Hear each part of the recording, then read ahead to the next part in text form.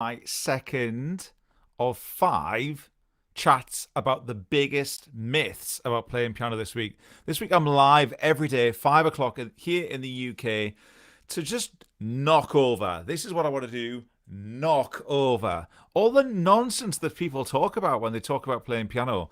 And if I can help one person this week to realize that something that's been stopping them playing is just rubbish, myth, falsehood, a load of fake news, then this week is going to be worth it. This week is about the things that most commonly people say to me are the reasons that they haven't started playing, and I know it's rubbish.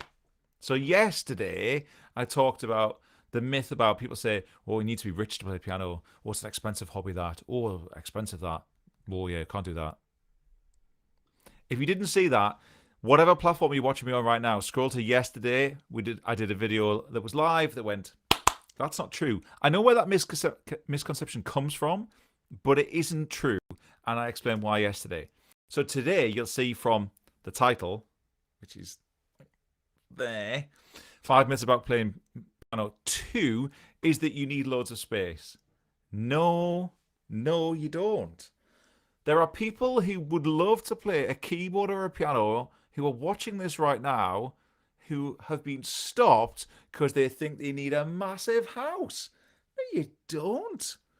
Now, let's be clear. If you want to play, let's not say play, if you want to buy a grand piano, you know those big, like, arch shaped things, yeah, sorry, you are going to need a bit of space for that one. Can't do anything about that. So if it's like grand piano or nothing, soz, sorry, yeah, you do need a bit of space for that. But the thing is, most of us don't have the room for one of those. I don't have the room for that. And I've been playing piano my entire life. And I don't have room for a grand piano. It's like the dream. But I haven't got room for one. I've got like what we call an upright piano over there.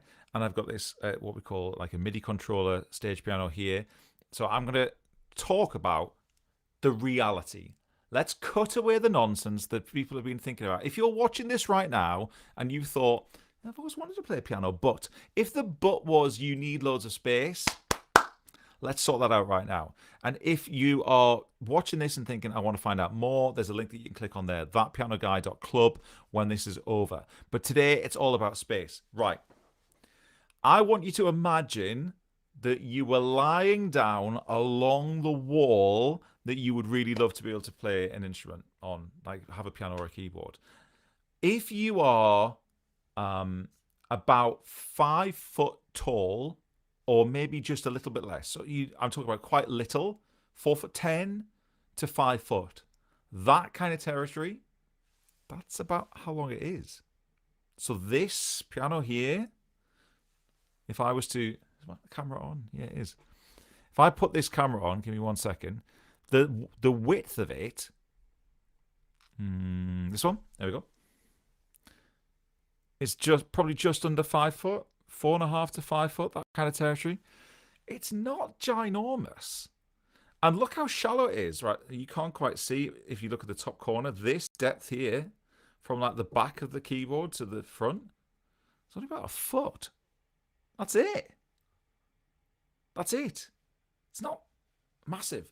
I think what sometimes happens, and the perception that people get that pianos and keyboards take up a lot of space, is because sometimes you're thinking about the height of them.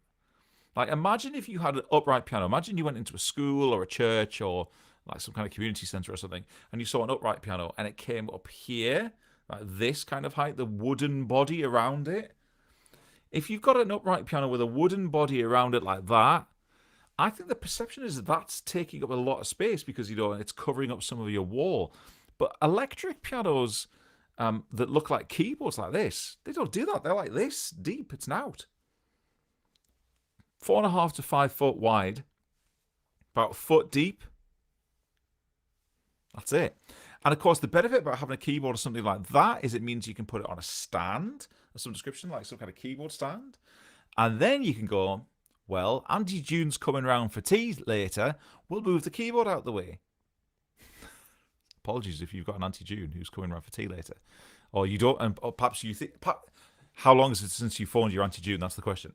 What I'm saying is, you've got flexibility if you have an electric keyboard or electric piano, and I don't want the the the perception that you need to have loads of space to be the reason that you don't have a go. I've just put a link in the chat. It'll not, maybe it's not appear on all the channels, but I've just put a link in the chat, the comments rather, to say that that is a link with the recommended keyboards or beginner setups that I send to loads of people every single day. I'm going to put it in as a caption as well on screen right now. That website, kit.co/marketixmusic, kit.co/marketixmusic. Have a click on that, and you'll see that there are keyboards, beginner electric pianos on there from only about 200 quid. So, like we talked about yesterday, not fortunes, and they don't take up a huge amount of space. If you want a grand piano, as I said earlier, you are going to need a bit of space, but about 5 foot if you just want a keyboard along the wall.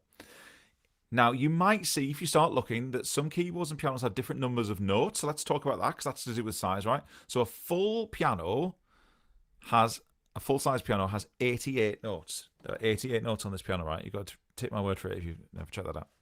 And you can get some keyboards that only have 61 notes. If you think about the kind of keyboards you'll see in schools, that's 61 notes from there to there. That's the range that a 61-note keyboard has, all right? From there to there. So if you were desperate for space but desperate to play, you could get something that was smaller again. Well, that's going to save you 1.5 foot easily. 3 foot. You really haven't got room for that in your house? I bet you have. If you haven't, fair enough.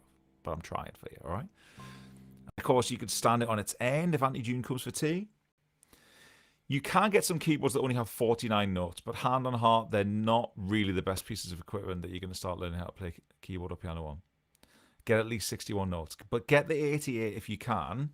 But the 88 notes, just under 5 foot.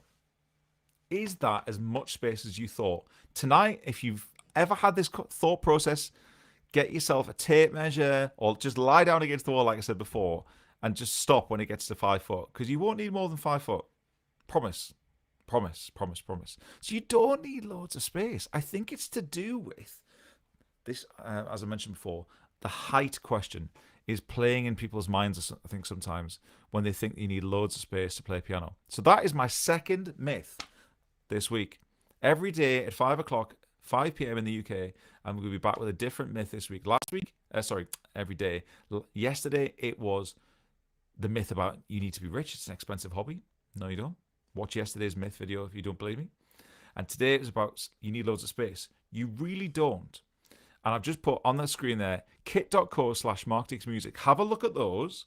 And if you have any questions about what would be a good keyboard to get you, or a beginner setup to get, coming up to Christmas perhaps, the answer is all of the ones on there. And they start about 200 quid and they go up from there. But you don't need to spend thousands, and you don't need loads of space. Let me know if that's helped you. Wherever you're watching, let me know in a comment somewhere if that's helped you. If you've got any questions, or you're looking at something, go, do I need this? Is this the right thing? Because, of course, if it's got jargon on it that you're not sure about, and you want someone who does know what they're talking about to have a look at it, then please feel free to give me a shout. That's what I'm here for. So I hope that's helped. We'll be back tomorrow at 5 p.m. in the UK with myth number 3. So stick around, and hopefully you can join me then. Till then, happy keyboard or piano shopping. If you've got any questions, feel free to reach out and send me a message.